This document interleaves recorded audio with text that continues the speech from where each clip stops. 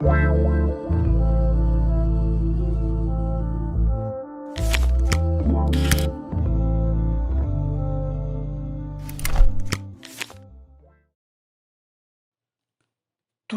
le vendredi, nous sommes invités à penser à la passion, la mort et la résurrection du Christ.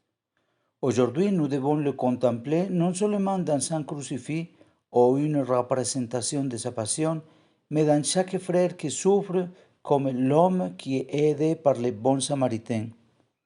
Ne négligeons pas de reconnaître le Christ en chaque frère. Je vous donne sous forme de pilule: promouvons le bien et mettons-nous au service du bien. Continuons à réfléchir sur la parabole du bon samaritain avec le pape François. Regardons l'homme blessé.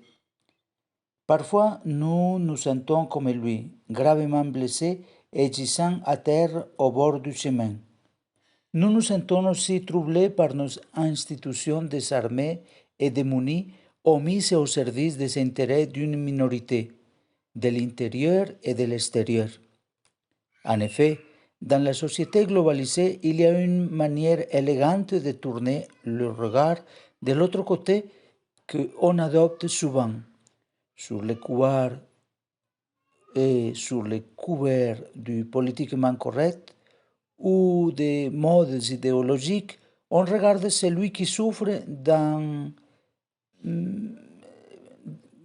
sans vraiment le toucher. On le voit à la télévision, en direct, et même on utilise un langage apparemment tolérant et plein de discours hypocrites. Mais nous devons être attentifs pour ne pas tomber dans ces comportements. Et si nous tombons, il nous faut recommencer à aimer les frères et sœurs sincèrement. Chaque jour, une nouvelle opportunité s'offre à nous. Nous entamons une nouvelle étape. Nous ne devons pas tout attendre de nos gouvernants. Ce serait puéril. Nous disposons d'un espace de corresponsabilité pour pouvoir commencer et générer de nouveaux processus et transformations. Soyons partie prenante de la réhabilitation et de l'aide aux sociétés blessées.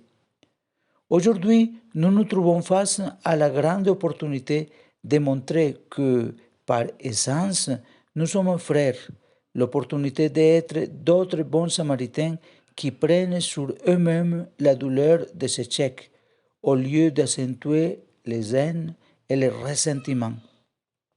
Comme pour les voyageurs de notre histoire qui passaient par hasard, il suffirait juste d'être animé du désir spontané, pur et simple de vouloir continuer et constituer un peuple, d'être constant et infatigable dans le travail d'inclure, d'intégrer et de relever celui qui gît à terre.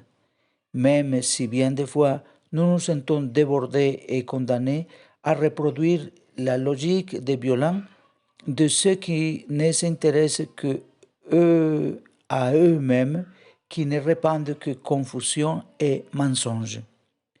Que d'autres continuent à penser à la politique ou à l'économie pour leur jeu de pouvoir. Quant à nous, promouvons le bien et mettons-nous au service du bien.